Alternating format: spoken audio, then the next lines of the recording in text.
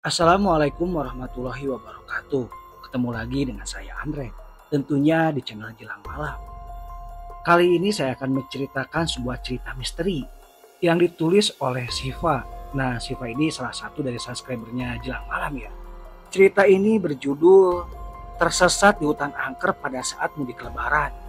Sebelum ceritanya dimulai, saya akan ingatkan lagi ya, buat teman-teman yang belum subscribe, jangan lupa di subscribe dan aktifkan tombol loncengnya supaya video-video terbaru terupdate ke channel kalian. Dan jangan lupa juga tekan tombol like, komen, dan share. Baik sahabat Jelang Malam, tidak harus menunggu lama lagi.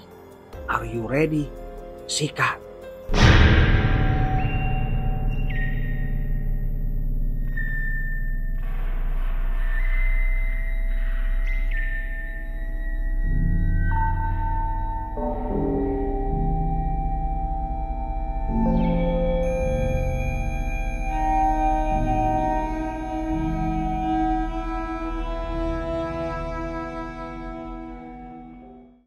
Genap 2 tahun Yudi bekerja di Jakarta.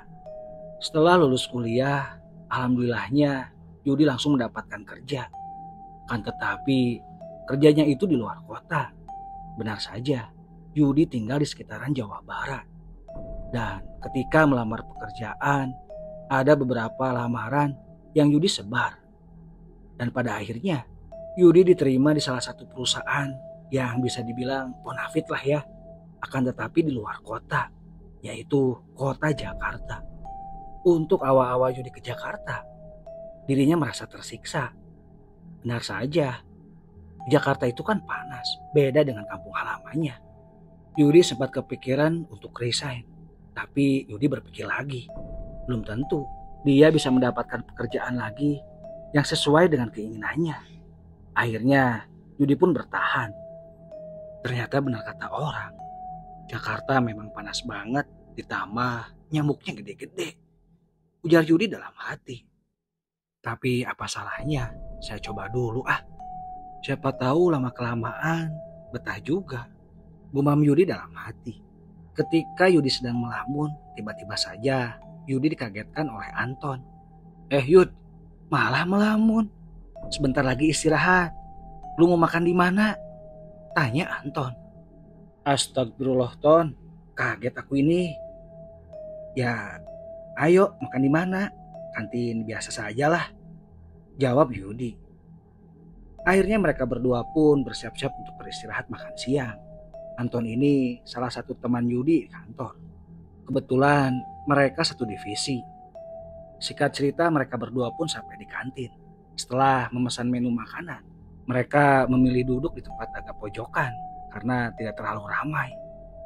Baru saja mereka duduk, mata Yudi fokus ke daerah pojok daerah kantin tersebut. Yudi melihat sosok wanita berdiri di pojokan kantin. Akan tetapi ada yang aneh. Wanita itu hanya menundukkan kepala saja dan pakaiannya agak sedikit kumal. Dek, Yudi berpikiran bahwa itu bukan manusia, bisa jadi makhluk gaib. Yud, lu kebiasaan malah ngelamun. Itu makanannya sudah datang, ujar Anton. Iya Ton, sebenarnya lu lagi ngelamuin apa sih Yud? Kadang-kadang kalau gua lihat lu kayak ngelamun, terus kadang-kadang kayak ngobrol sendiri. Tanya Anton menyelidih. Enggak Ton, barusan gua lihat kayak orang yang gua kenal, jawab Anton sedikit berbohong. Mana? Tanya Anton. Sudah lewat, tapi sepertinya bukan, jawab lagi Yudi. Singkat cerita, Yudi dan Anton pun menyantap makan siangnya. Kebiasaan Yudi setiap istirahat di jam kantor selalu bareng dengan Anton. Bisa dibilang juga Yudi ini berteman dekat dengan Anton. Mungkin mereka satu divisi. Setelah makan santap siangnya selesai, mereka pergi ke musola untuk menunaikan sholat zuhur. Ada kebiasaan yang menarik yang selalu dilakukan oleh Yudi. Bahkan teman-temannya pun sering menegurnya. Betul apa yang dikatakan oleh Anton. Kadang-kadang Yudi ini selalu melamun. Dan kadang-kadang juga suka tersenyum-senyum sendiri. Ternyata di cerita ini Siva menjelaskan bahwa Yudi ini bisa dibilang anak indigo. Kejadian pertama Yudi melihat sosok makhluk astral Kejadian yang dialami Yudi ini ketika awal-awal masuk kerja. Waktu itu ceritanya hari Senin. Kebetulan Yudi mendapatkan bagian lembur. Yudi dan Anton kembali lagi ke ruangannya masing-masing ketika setelah menghabiskan waktu jam istirahatnya bareng. Dan ketika sebelum Yudi masuk ke ruangannya, Yudi menjelaskan bahwa hari ini Yudi lembur di kantor. Oh iya Ton, hari ini saya lembur Ada beberapa laporan yang memang besok harus diselesaikan, ujar Yudi. Oh gitu Yud, nanti gua temenin deh. Gua juga sama, ada beberapa laporan yang gua harus beresin, jawab Anton. Singkat cerita jam menunjukkan sekitar jam 19 malam. Yudi dan Anton baru masuk ke ruangannya. Mereka berdua sengaja beli makan malam dibungkus. Nantinya akan dimakan di ruangannya. Mereka sengaja beli makan malam dari awal karena takutnya kalau kemalaman malah sudah pada tutup. Mereka berdua pun menyantap makan malamnya. Ketika sedang asik makan, tiba-tiba saja Anton menanyakan satu hal kepada Yudi. Oh ya Yud, gua mau nanya nih, gimana sekarang? Lu udah betah nggak kerja di sini? Tanya Anton. Alhamdulillah Ton, sekarang sudah mulai agak kerasan. Ya aku udah mulai bisa adaptasi, jawab Yudi. Nah gitu dong Yud. Ya lama-kelamaan lu juga nanti bakalan terbiasa, ujar Anton. Iya, Yudi menjawab hanya singkat saja. Oh iya Yud, kan sebentar lagi Hari Raya Idul Fitri. Lu ada rencana mudik pulang kampung kagak? Tanya Anton. Nah justru itu Ton, aku masih belum tahu. Tapi kalau lihat schedule, sepertinya padat banget Ton. Ya mudah-mudahan sih bisa. Tapi kalau nggak bisa pun, rencananya aku akan pulang ketika di bulan Ramadan ya, di bulan puasa. Ya kan aku baru setahun kerja Ton, masih dibilang anak baru di sini, jawab Yudi. Ya juga sih Yud, tapi gua doain deh semua kerjaan lu cepet beres. Ya siapa tahu lu juga bisa kumpul bareng keluarga di kampung. Amin, makasih ya Ton, ujar Yudi. Akhirnya mereka pun selesai menyantap makan malamnya dan Anton berpamitan. Oh iya Yud, sepertinya kerjaan gue udah beres. Terus tadi ada saudara gue mau datang ke kosan. Nah lu gimana? Udah beres belum? Tanya Anton. Oh gitu ya Ton. Sepertinya kalau aku sih sedikit lagi. Ya udah nggak apa-apa, lu balik aja, jawab Yudi. Yakin lu di sini sendiri? Apakah gak takut? Tanya Anton menyelidik. Takut apaan sih Ton? Kamu mah suka ada-ada aja. Lagian di bawah kan ada pas security. Ya kalau ada apa-apa mah aku mah tinggal telepon dia saja, jawab Yudi. Akhirnya Anton pun beres-beres dan berpamitan pulang ke Yudi. Malam itu sekitaran jam 20. Ya jam 8 malam. Yudi sudah mulai fokus mengerjakan pekerjaannya. Dan ketika baru beberapa menit saja, Yudi merasakan ada keanehan di ruangannya. Kok tiba-tiba ruangan terasa panas? Apa AC-nya rusak? Kok gak dingin? Gumam Yudi dalam hati. Yudi pun mengambil remote AC.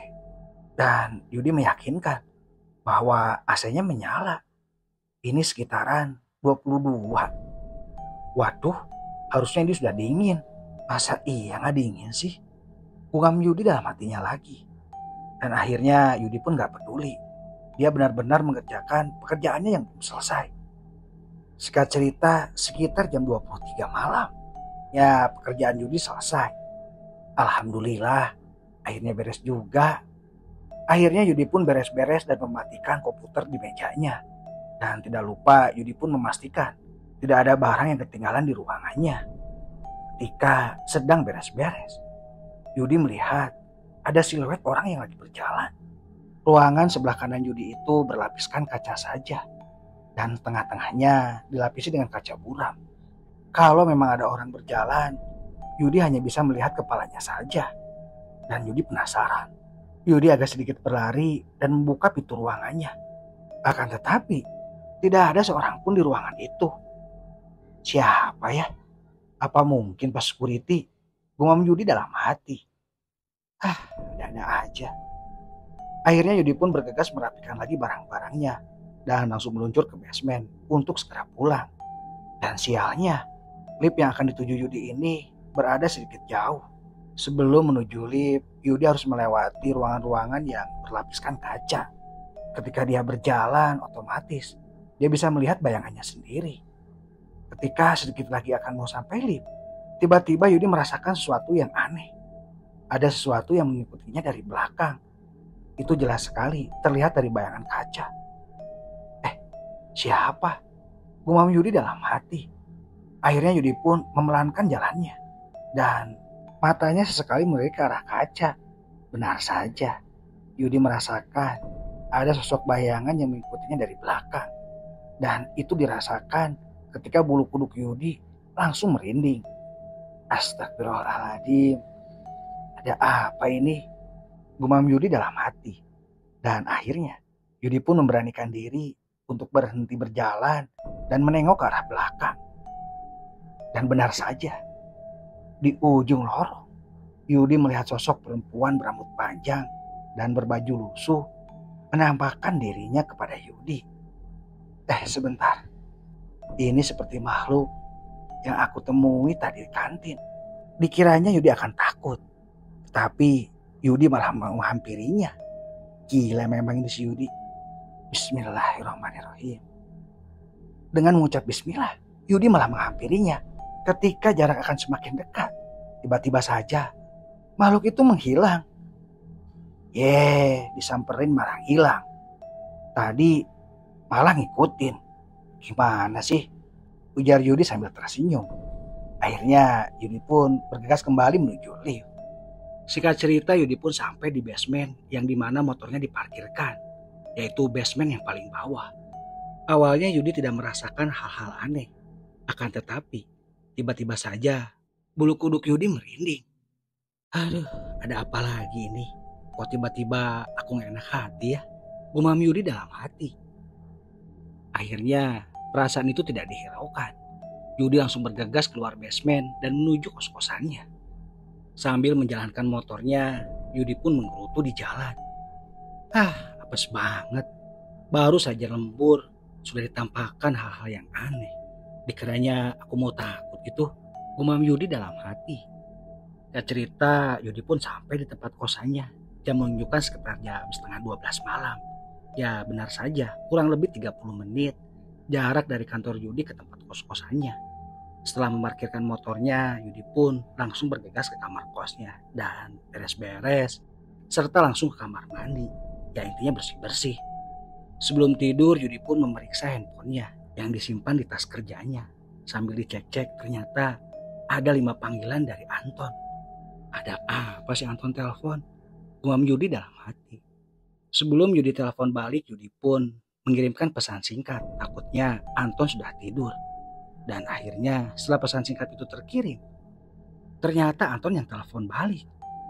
Halo, assalamualaikum Yud. Lu di telepon gak diangkat, ujar Anton di telepon. Waalaikumsalam Ton. Iya, sorry, tadi aku lagi di jalan. Emang ada apa kamu telepon? Tanya Yudi. Enggak, gua mau mastiin aja lu Yud. Karena gak enak gua ngomongnya, ujar Anton di telepon. Kok malah gak enak. Ya udah, kamu cerita aja.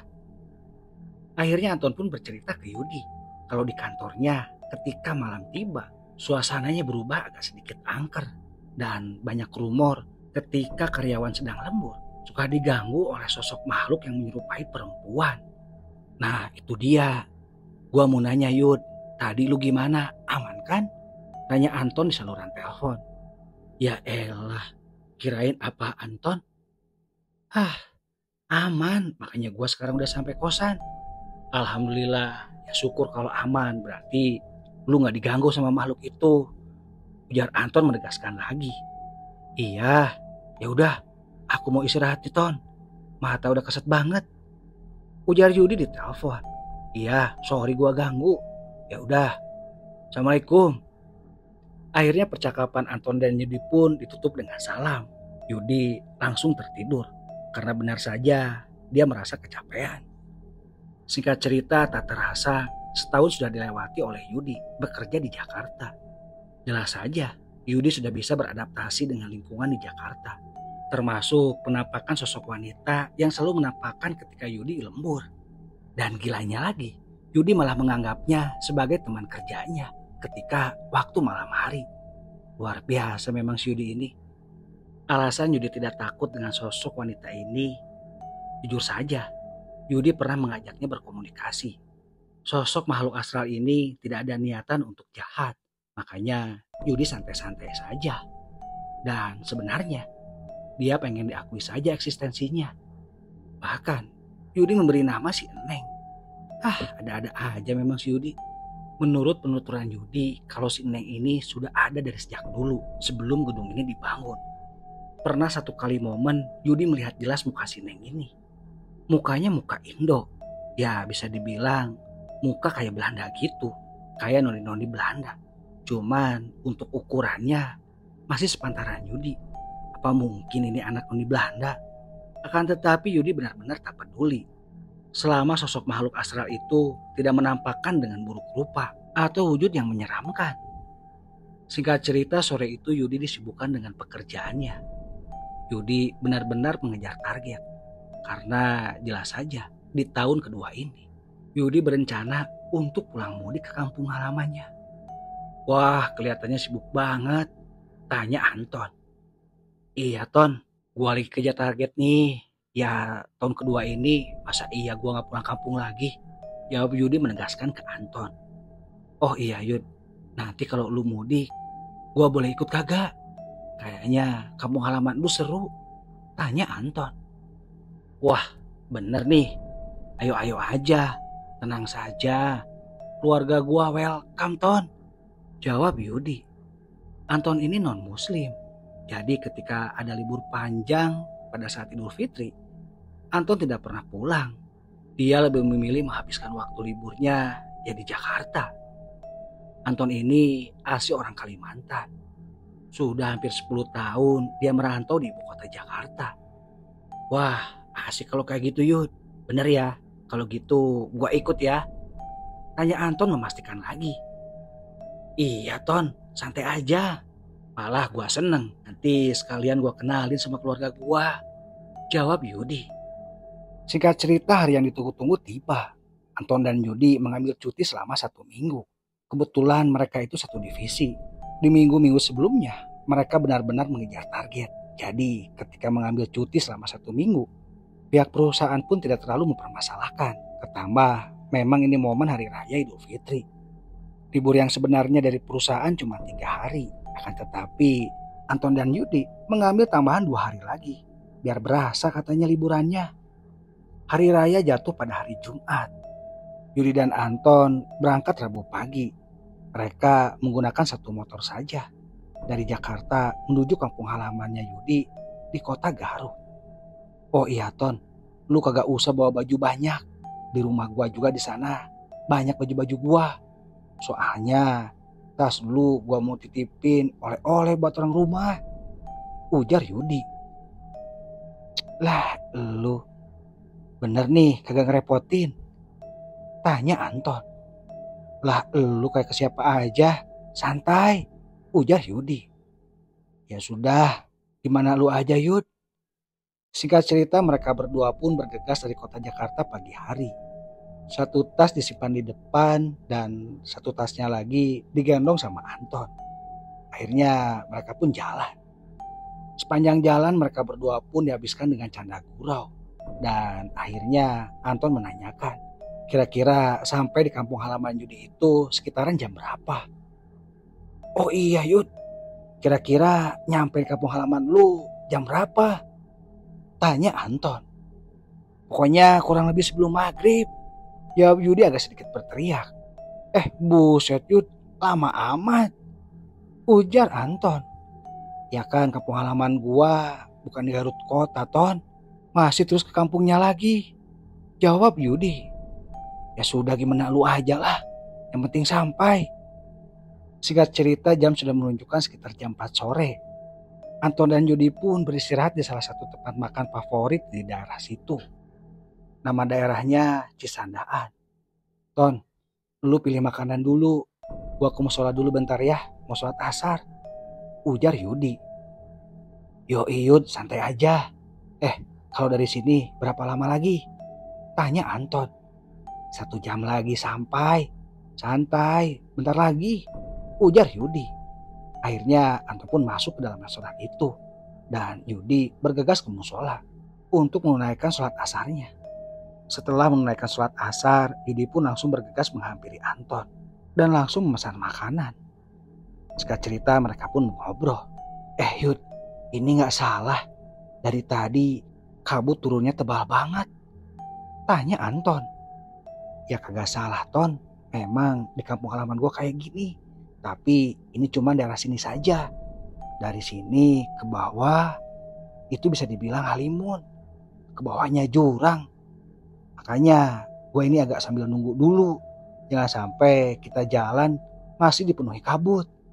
Ujar Yudi. Wah gawat kalau gitu Yud. Bisa sampai jam berapa? Nanti malah kita kemalaman. Ujar Anton. Ya makanya kita berdoa saja Ton. Mudah-mudahan kabutnya cepat turun. Kita bisa jalan langsung. Setelah selesai makan, mereka berdua pun tidak lupa memesan kopi hitam. Supaya tidak ngantuk katanya. Jam sudah menunjukkan sekitar jam 5. Wah gimana Yud? Kita mau masih nunggu? Kata lu masih 1 jam lagi. Wah 1 jam lu. Bisa-bisa nyampe jam 10 malam. Atau jam 12 malam. Gerutu Anton. Iya. Ya udah, kita jalan aja. Habisin dulu kopinya.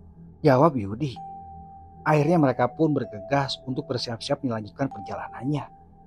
Kabut tebal masih menyelimuti daerah halimun itu. Yudi pun menjalankan motor dengan kecepatan rendah. Apalagi jalanannya menurun. Kalau sahabat jelang malam ada yang tahu jalan ini benar-benar terkenal dengan aura mistisnya. Mereka berdua pun tidak ada obrolan.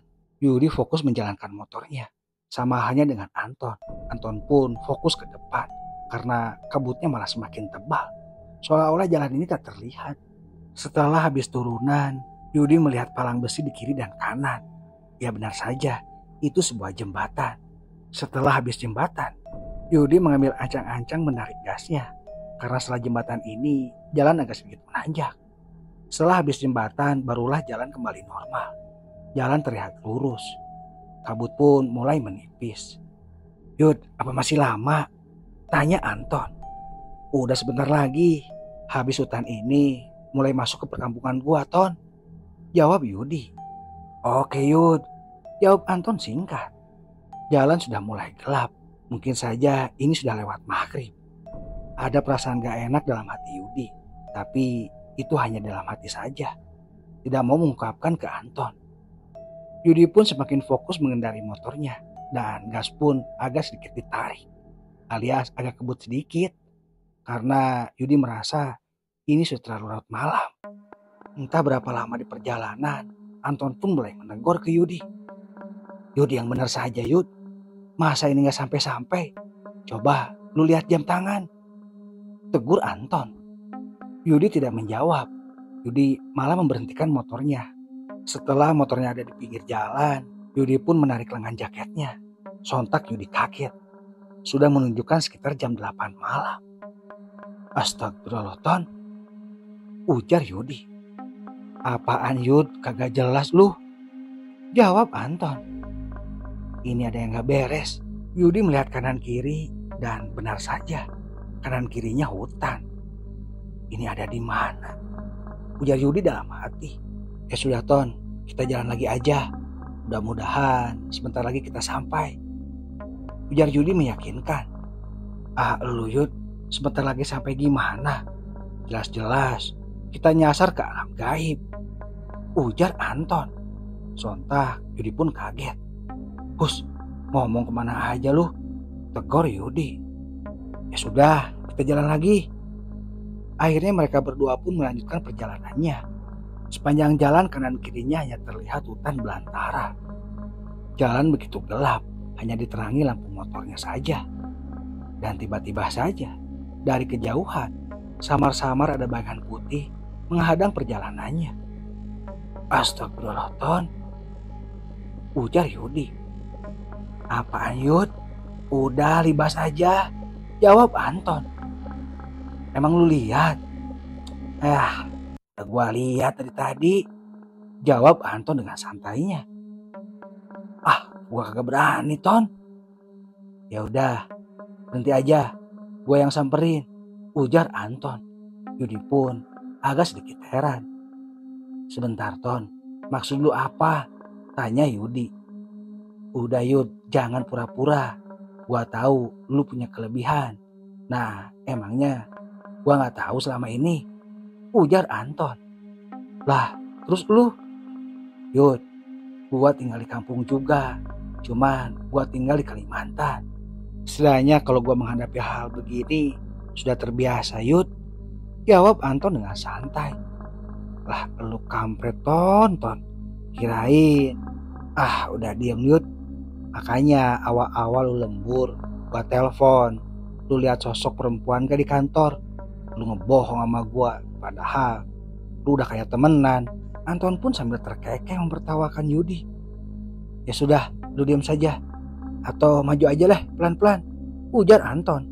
Akhirnya Yudi pun maju. Ketika sekitar jarak 1 meter, Anton seolah-olah merapalkan doa. Kedengar sih sama Yudi. Dan tiba-tiba saja sosok makhluk yang menyerupai kuntilanak tiba-tiba hilang. Hebat juga tuh si Anton. Ayo Yud, jalan. Bismillah aja. Insya Allah kagak ada apa-apa.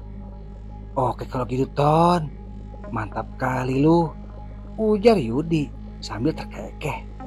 Akhirnya Yudi pun menjalankan motornya, tapi tidak mau kencang-kencang. Karena jujur saja Yudi tidak hafal dengan trek ini. Ya pantas saja, ini di alam gaib. Oh iya Yud, kita ambil lurus saja. Kalaupun nanti ada persimpangan, tidak boleh belok kiri atau kanan. Ya lu percaya aja deh sama gua, ujar Anton ke Yudi. Ya Ton, siap, jawab Yudi. Yudi pun sambil menjalankan motor tidak lupa merapalkan doa-doanya. Yudi pun terus-terusan beristighfar dan berzikir. Dan ketika Yudi sedang menjalankan motor, Yudi mendengar sebuah bisikan. Kade hati-hati diharap cu, tong poho anjing istighfar. Tiba-tiba Yudi terkaget. Ton, lu ngerasain gak? Tanya Yudi.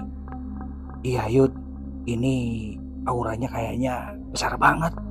Yudi dan Anton merasakan aura negatif yang sangat besar. Dan pada akhirnya Yudi pun tidak mau gegabah.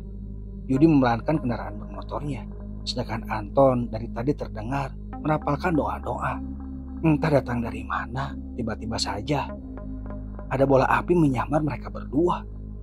Astagfirullahaladzim. Akhirnya Yudi pun memberhentikan motornya. Dan Anton pun langsung bergegas turun. Hati-hati Yud, ini Banaspati, ujar Anton. Astagfirullahaladzim. Terus gimana Ton? Tanya Yudi. Gak gimana-gimana, ya kita lawan Yud. Kamu ada-ada aja, omel Anton. Terlihat tangan Anton merogoh ke saku jaketnya. Dan benar saja Yudi melihat Anton mengeluarkan sebuah tasbih kecil. Terlihat dari kejauhan bola api yang menuju ke arah Anton.